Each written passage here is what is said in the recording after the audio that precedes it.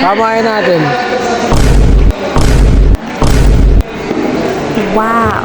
Good morning! Saan tayo, buddy? Sa Sariaya. Okay, punta tayo dun. Samahan nyo kami. Yun. Happy Sabbath! Happy Sabbath! Sabat. Eto, samahan nyo ako. Tara, pasok tayo sa loob para makita nyo kung anong gawa namin ngayong araw na to. Sa mga oras na ito ay napansin ko na kakaunti ang umattend dito sa bahay-sambahan ng Sariaya Church. Pero okay lang dahil ang atin namang ipinunta dito ay upang purihin ang ating Panginoon at sambahin siya, bigyang pugay at bigyang halaga ang araw ng Sabado. Sa mga oras na to ay meron kaming napag-usapan dito.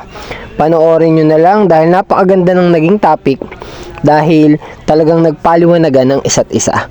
Panoorin nyo ang mga kabataang ito. Bunga ng pagmamahal. Bunga ng pagmamahal. Sabi. Yan. Unawain natin. Ano masasabi mo?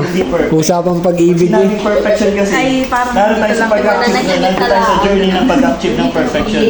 At pag sinabing perfection, hindi yun ibig sabihin.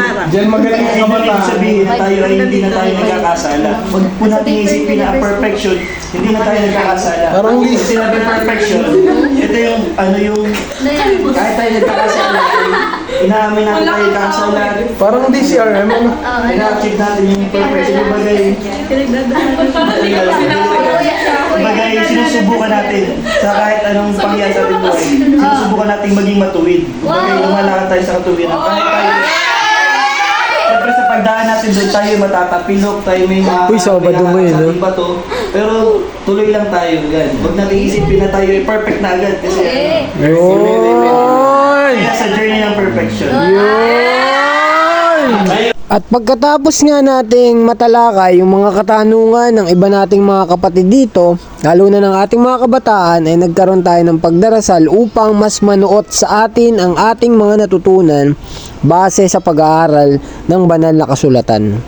Ito nga pala yung ating mga kapatid sa pananampalataya, may ilan ditong bisita at ang iba ay miyembro dito.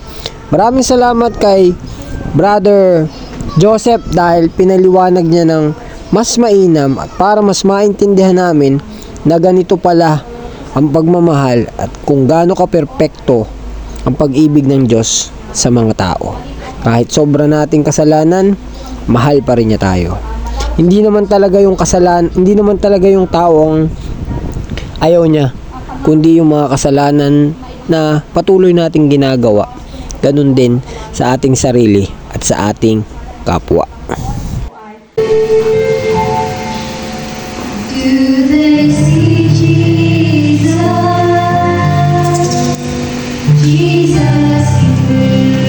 Eto, si Brother Ruel Belonsa nga pala ang naging speaker ngayong araw na to. At nakinig ako, hindi na ako nag-video masyado.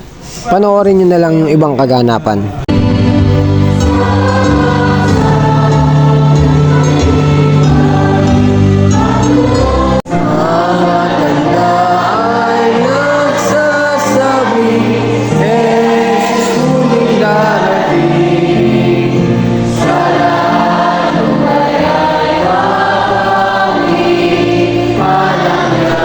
Maraming ay salamat. Napakaganda ng iyong mensahe. Nakakot na kayo sa Banahaw. Oo, nakakanta kami din. Po, kami po ay kasama ngayon.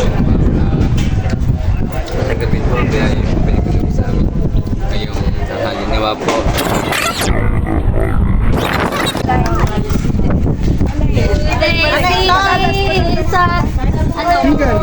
Patatas lang.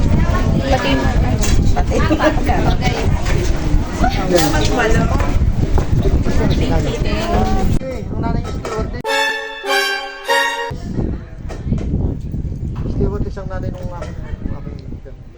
Kaya marunong sila mag...